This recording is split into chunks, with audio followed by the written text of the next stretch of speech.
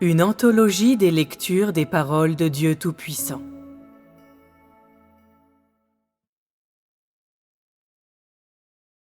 Dieu est le Seigneur de toute la création.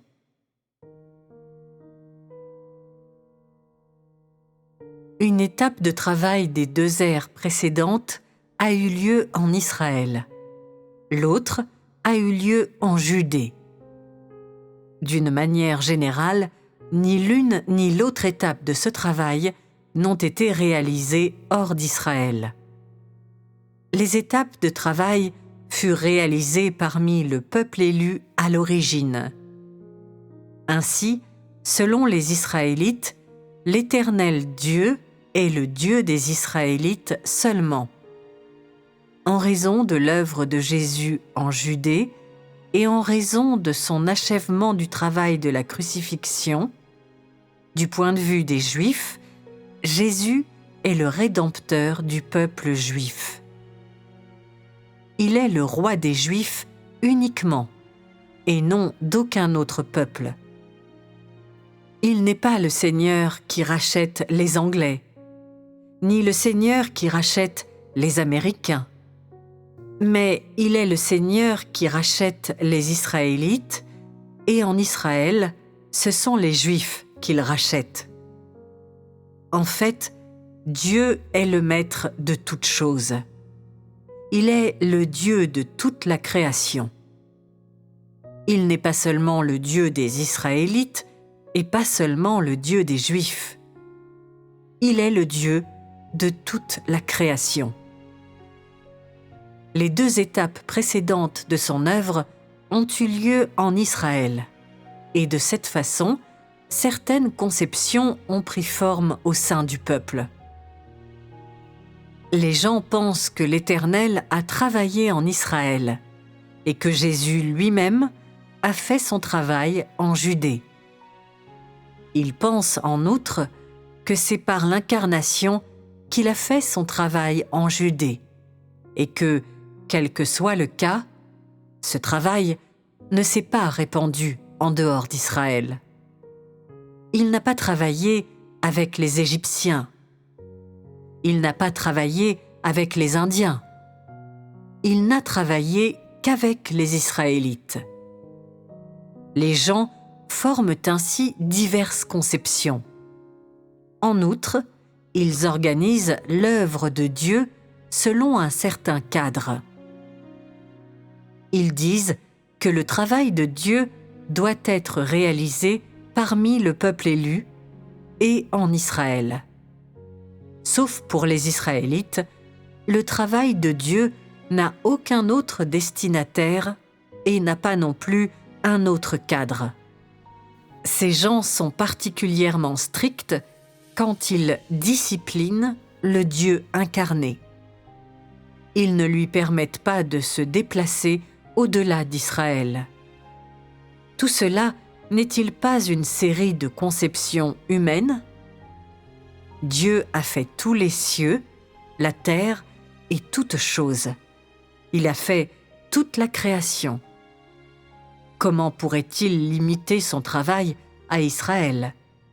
Dans ce cas, pourquoi aurait-il fait toute sa création ? Il a créé le monde entier. Il a réalisé son plan de gestion de 6000 ans non seulement pour Israël, mais aussi pour chaque personne dans l'univers. Peu importe qu'ils vivent en Chine, aux États-Unis, dans le Royaume-Uni ou en Russie, tous les hommes descendent d'Adam. Ils ont tous été faits par Dieu. Personne ne peut se détacher de la portée de la création de Dieu, et personne ne peut échapper à l'étiquette de descendant d'Adam. Tous sont la création de Dieu. Tous sont les descendants d'Adam, les descendants d'Adam et Ève corrompus. La création de Dieu n'inclut pas les Israélites seulement, mais tous les peuples. Néanmoins, certains dans la création ont été maudits et certains ont été bénis. plusieurs choses sont louables au sujet des Israélites. Dieu a initialement travaillé avec eux parce qu'ils étaient les moins corrompus de tous les peuples. Les Chinois pâlissent en comparaison avec eux et ne peuvent même pas espérer les égaler. Ainsi, Dieu a d'abord travaillé au sein du peuple d'Israël et la deuxième étape de son travail fut réalisée uniquement en Judée. À la suite de cela, les gens inventent plusieurs conceptions et établissent de nombreuses règles. En fait, s'ils devaient agir selon les conceptions humaines, Dieu ne serait que le Dieu des Israélites. De cette manière, il serait incapable de répandre son travail dans les nations païennes, parce qu'il serait le Dieu des Israélites seulement, plutôt que le Dieu de toute la création. Les prophéties ont dit que le nom de l'Éternel serait grand dans les nations païennes, et que le nom de l'Éternel se propagerait aux nations païennes. Pourquoi dirait-elle cela? Si Dieu était seulement le Dieu des Israélites, alors il ne travaillerait qu'en Israël. En plus, il ne répandrait pas ce travail, et il n'aurait pas fait cette prophétie. Puisqu'il a fait cette prophétie, il doit répandre son travail dans les nations païennes, en toute nation et tout lieu. Puisqu'il a déclaré cela, il ferait donc cela. Tel est son plan, car il est le Seigneur qui a créé les cieux et la terre et toutes choses, et il est le Dieu de toute la création. Peu importe qu'il fasse son travail avec les Israélites ou dans toute la Judée, il le fait pour tout l'univers et toute l'humanité.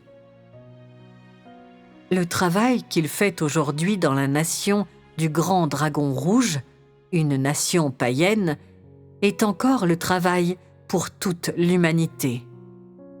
Israël peut être la base de son travail sur la terre. De même, la Chine peut aussi devenir la base de son travail parmi les nations païennes. N'a-t-il pas maintenant accompli la prophétie que le nom de l'Éternel sera grand dans les nations païennes? Le premier pas de son œuvre parmi les nations païennes se réfère à ce travail qu'il fait dans la nation du grand dragon rouge. Que Dieu incarné travaille dans ce pays et qu'il travaille parmi ces gens maudits et particulièrement à contre-courant des conceptions humaines. Ces gens sont les plus vils et n'ont aucune valeur. Ce sont des gens que l'Éternel avait abandonnés à l'origine. Les gens peuvent être abandonnés par d'autres personnes, mais s'ils sont abandonnés par Dieu, ces gens n'auront aucun statut ni la moindre valeur. Qu'une partie de la création soit capturée par Satan ou abandonnée par d'autres gens est une chose douloureuse. Mais si une partie de la création est abandonnée par le Seigneur de la création, alors cela signifie que son statut ne peut pas être plus vil. Les descendants de Moab furent maudits, et ils naquirent dans ce pays sous-développé. Sans aucun doute, les descendants de Moab, à cause de l'influence des ténèbres, sont les gens dont le statut est le plus vil. Parce que ces gens possédaient le statut le plus vil dans le passé, le travail accompli parmi eux peut efficacement mettre les conceptions humaines en pièces. Et il peut être très bénéfique à tout son plan de gestion de 6000 ans. Son travail parmi ces gens est l'action la plus efficace pour mettre les conceptions humaines en pièces. Avec cela, il lance une ère. Avec cela, il met toutes les conceptions humaines en pièces. Avec cela, il termine le travail de toute l'ère de la grâce. Son travail initial a été réalisé en Judée, dans le cadre d'Israël. Dans les nations païennes, il n'a absolument fait aucun travail de lancement d'ère. La dernière étape de son travail n'est pas seulement réalisée parmi les gens des nations païennes, mais, plus encore, elle est réalisée parmi ces gens maudits. Ce seul fait est la preuve la plus efficace pour humilier Satan. Ainsi, Dieu devient le Dieu de toute la création dans l'univers et devient le Seigneur de toutes choses, l'objet d'adoration pour tout ce qui vit. Certains ne comprennent toujours pas ce genre de nouvelle œuvre que Dieu a lancée. Dieu a ouvert un nouveau départ pour les nations païennes, a commencé une autre ère, a lancé un autre travail. Et il est à l'œuvre parmi les descendants de Moab. N'est-ce pas son travail le plus nouveau? Personne à travers les âges n'a connu ce travail, et personne n'en a entendu parler, encore moins ne l'a admiré. La sagesse de Dieu, la merveille de Dieu, l'impénétrabilité de Dieu, la grandeur de Dieu, la sainteté de Dieu dépendent de cette étape de travail des derniers jours pour être manifestée clairement. Cela n'est-il pas le travail qui anéantit les conceptions humaines? Certains affirment encore « Puisque Dieu a maudit Moab et a dit qu'il abandonnerait les descendants de Moab, comment pourrait-il les sauver maintenant ?» Ce sont les peuples des nations païennes chassés hors d'Israël. Les Israélites appelaient ces païens des chiens. De l'avis de tous les gens, ils ne sont pas seulement des chiens païens, mais pire encore, ils sont les fils de destruction. En d'autres termes, ils ne sont pas le peuple élu de Dieu. Bien qu'à l'origine ils fussent nés en Israël, ils ne font pas partie du peuple d'Israël. Ils ont été expulsés dans les nations païennes. Ils sont le peuple le plus vil. C'est précisément parce qu'ils sont les plus vils de l'humanité que Dieu réalise son travail de lancement d'une nouvelle ère parmi eux. Parce qu'ils sont représentatifs de l'humanité corrompue et parce que l'œuvre de Dieu n'est pas sans sélectivité ou but. Le travail qu'il réalise parmi ces gens aujourd'hui est également un travail réalisé dans la création. Noé faisait partie de la création, comme en font partie ses descendants. Tout ce qui a chair et sang dans le monde fait partie de la création. L'œuvre de Dieu est dirigée à toute la création. Que quelqu'un ait été maudit ou non après avoir été créé n'a aucune influence sur sa réalisation. Son travail de gestion est destiné à toute la création, et non seulement à ces gens élus qui n'ont pas été maudits. Puisque Dieu veut réaliser son travail dans sa création, son achèvement sera certainement une réussite. Il travaillera parmi les gens qui sont bénéfiques à son travail. Par conséquent, par son travail parmi les gens, il brise toutes les conventions. Pour lui, les mots « maudit »,« châtié » et « béni » n'ont aucun sens. Le peuple juif est assez bon, et le peuple élu d'Israël n'est pas méchant non plus. Les gens de ce peuple sont de bon calibre et de bonne humanité. L'Éternel a lancé son œuvre et a réalisé son travail initial parmi eux, mais ce serait insensé de faire d'eux les bénéficiaires de son travail de conquête maintenant.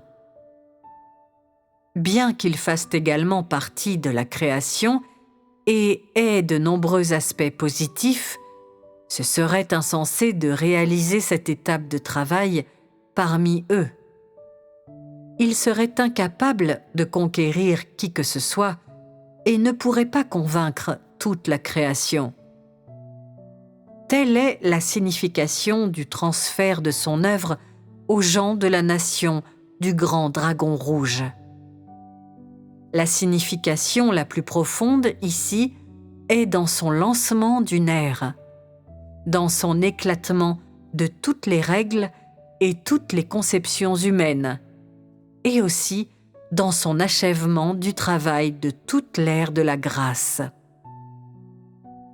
Si son travail actuel était réalisé parmi les Israélites, à la fin de son plan de gestion de 6000 ans, tout le monde croirait que Dieu est seulement le Dieu des Israélites, que seuls les Israélites sont le peuple élu de Dieu, que seuls les Israélites méritent d'hériter la bénédiction et la promesse de Dieu.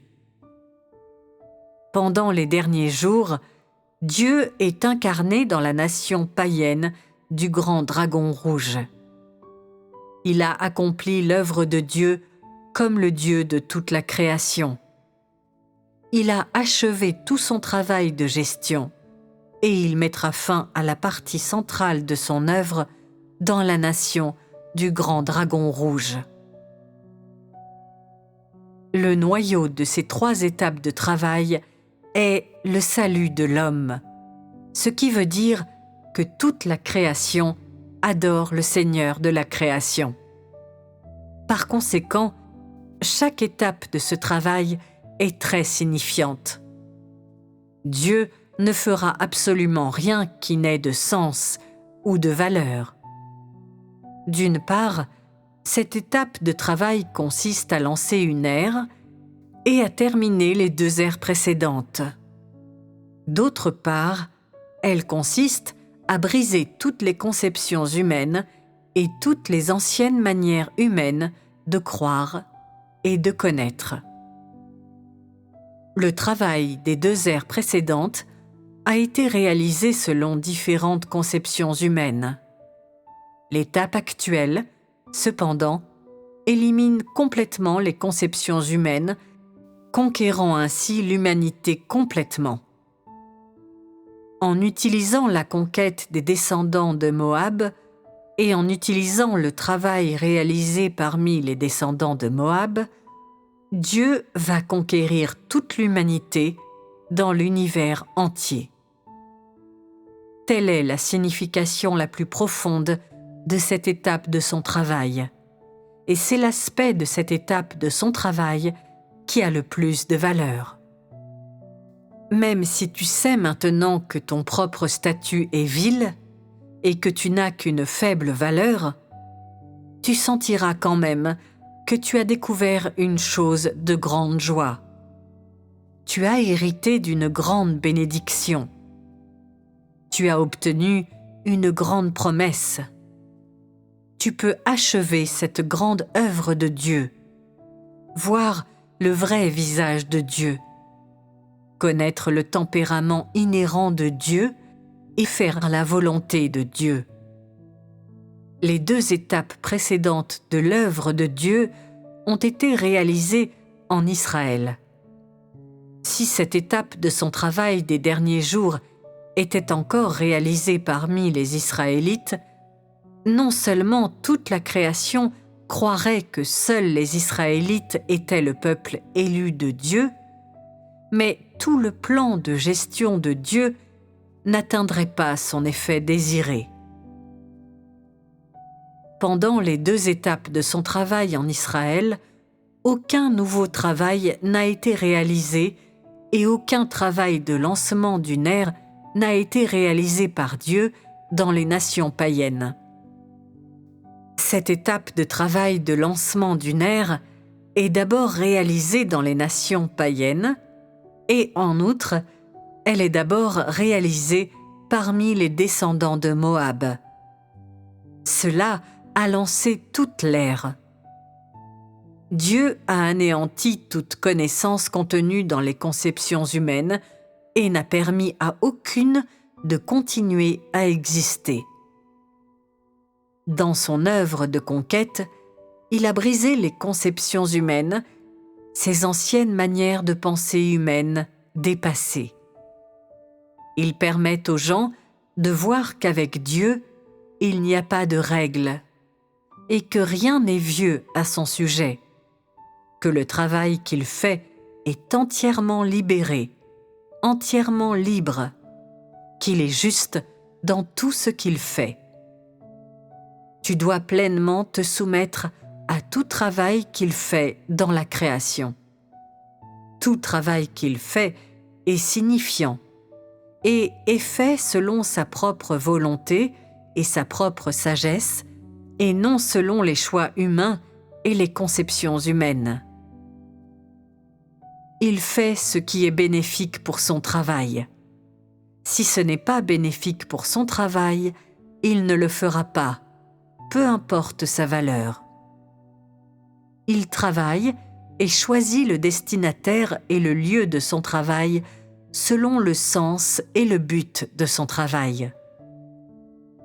Il ne respecte pas les règles du passé, ni ne suit les vieilles formules. Au contraire, il planifie son travail en fonction de son importance. Enfin, il veut que son travail atteigne son véritable effet et son but anticipé. Si tu ne comprends pas ces choses maintenant, ce travail n'aura aucun effet sur toi.